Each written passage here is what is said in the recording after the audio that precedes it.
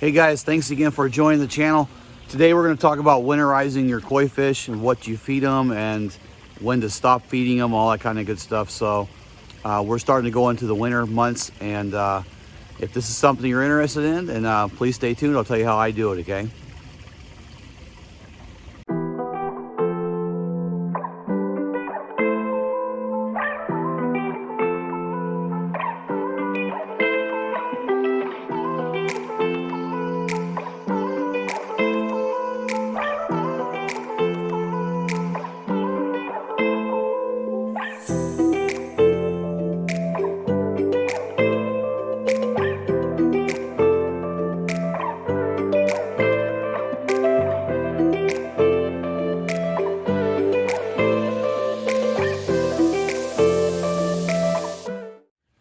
All right guys, so thanks for watching the channel again. And so today I'm going to talk about winterizing your fish and when to feed them, when not to feed them.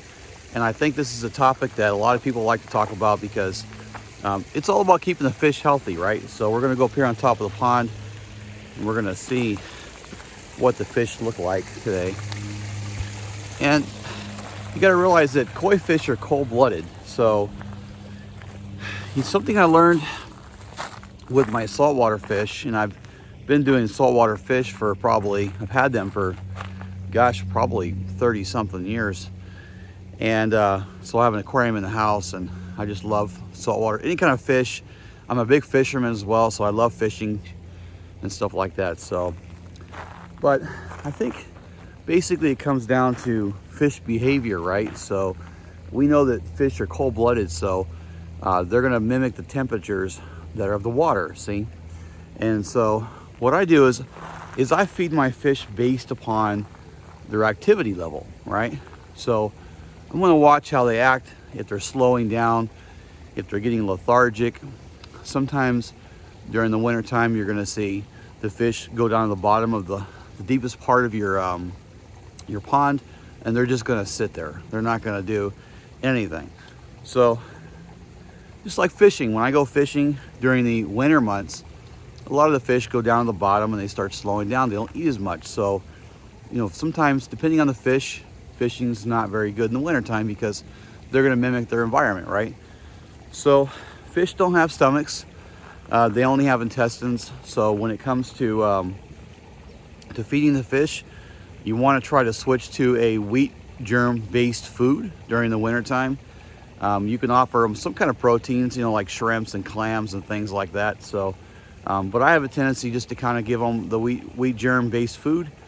And let's kind of take a little quick and a little peek. I don't want them to see me, because if they see me, they might think I'm going to feed them. So let's see if we can kind of come over here and walk slowly and see if I can see them. All right, so let me switch the camera around so you guys can check them out, okay? All right, so if you can see them, they're behind the plant there. You can kind of see them swimming, they see me now. But you can see them swimming, and they're a little bit active. They're not too active.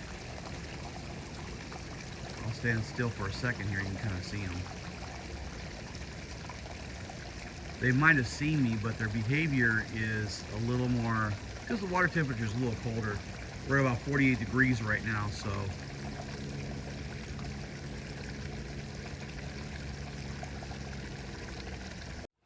So what I do is I basically watch their behavior.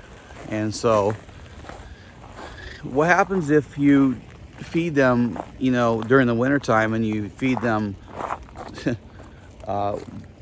high protein foods and things like that, or any kind of foods really during the winter time, they'll know when they want to eat, when they don't want to. But I kind of feel like they're like dogs. They'll eat anytime they want, right? But during the wintertime, they will slow down. And I think the key is to not overfeed the fish. I always talk about not overfeeding them. But what happens is the food just sits in their intestine and it rots, okay? And you're gonna get your fish sick.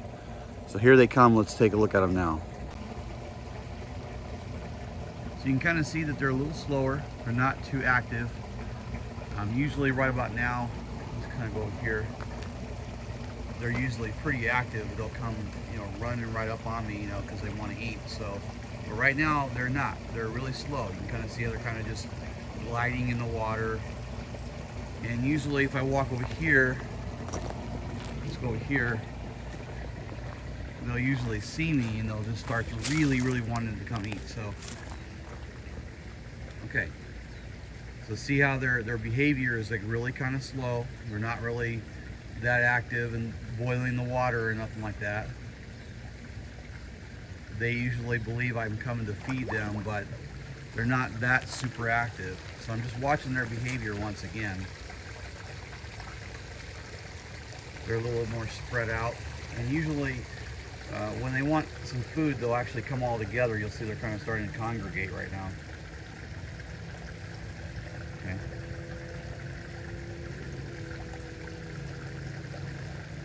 So you don't want to overfeed them, and I think right now it's safe to give them a little bit of food right now. We're only at 48 degrees, so feeding them something right now is not, that bad of an idea. I'm gonna go grab some wheat germ and base food, and I'm gonna feed them. Now I'm not gonna overfeed them. So a lot of people say feed them like, a couple times a day or something. I think during the summer months, they're like 4 times a day. And to be honest with you, I'm a firm believer in not overfeeding my fish. And I think that what that does is a couple things. It drops, the fish eat it, they poop, all kinds of stuff. It brings a bunch of waste in the pond and stuff like that. So I keep the fish healthy. I don't have a lot of fish that die on me and stuff like that because I don't overfeed them. During the winter time, I'm not going to stuff them with food, so that way, it rots in their gut and they get all sick. So I think the key is to have a balance of how you feed your fish. You should watch your fish, and you'll kind of get to know them, just like your pet, just like your dog, just like your cat. So you'll kind of get to know them. For me, my koi fish are my pets. That's why I got a big pond net over them, because I don't want the fish to come down and get them, or raccoons or any kind of animals like that to kind of poach on them, right? So I think it's important to kind of watch your feeding patterns. I would say that if you throw some pellets in and they don't eat it all within 5 minutes, then you're feeding them too much, so cut back on the food. But you'll see, if you live in a region where you have ice forming on your pond and stuff like that. Let's switch back to these guys so you can see what they look like too as well while they're here. If you live in a region where you have like ice forming on the pond, then your fish will just completely stop eating. They won't eat anymore. You'll see that they'll sit at the bottom and they'll kind of just sit there. They won't even move. So they kind of go into a hibernation mode, and you want to stop feeding completely until the springtime. If the temperatures start warming up, then start feeding them. Now, some people have been asking, what do I do if it's like 40 degrees in the morning and all of a sudden it goes up to 60 degrees? Okay, well, feed them a wheat germ food, base food, but also, give them a little bit of food to see how they react. And if they react like they're hungry, then give them a little more food. So just kind of watch their natural, what they're doing, right? Their activity. As you can see, my fish, they're just kind of swimming along. They're not really too active. You can see that they are just swimming, kind of like gliding through the water.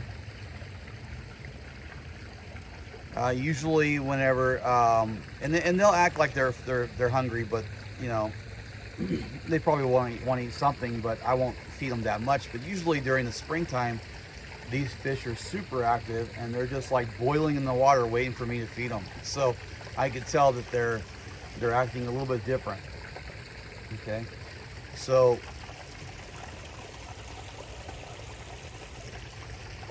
yeah, so if you're in a region where you're starting to get a lot of winter and you're starting to get a lot of frost on the pond and stuff like that, and you see your fish are just not actively eating as well, just stop feeding them.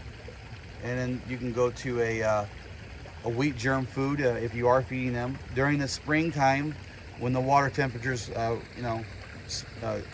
raise to you know, in the high 60s or low 70s, you can probably switch them over to a high protein diet. So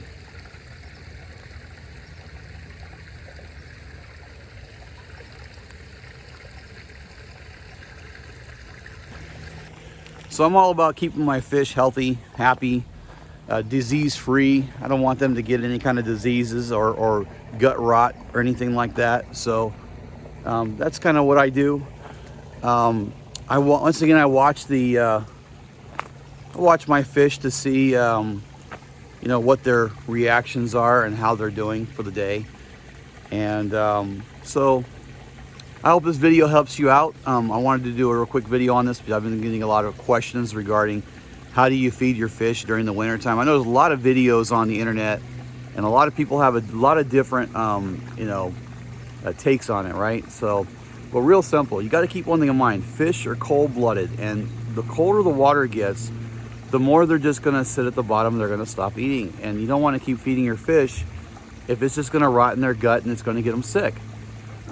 So, you know, I mean, just keep that in mind, right? So gauge your fish, give them a little bit of food, see how they react. If they're eating it, great. When it gets really cold, a lot of ice outside and it's snowing and stuff, don't go out there and feed them. Stop feeding them. And when things start warming up, you start getting in the 60s, then you can start going and feeding the fish, maybe even in the high 48 degrees.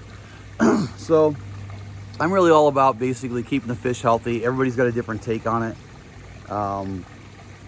Yeah, so hopefully this helped you out a little bit. And it's just my experience. I've been doing ponds for a long time now, and I'm just like you. I'm a hobbyist. I just basically come out here and enjoy my pond, and I don't have a lot of like tips and tricks, but I got a lot of experience. So hopefully this helps you out a little bit, and I'll see you guys on the next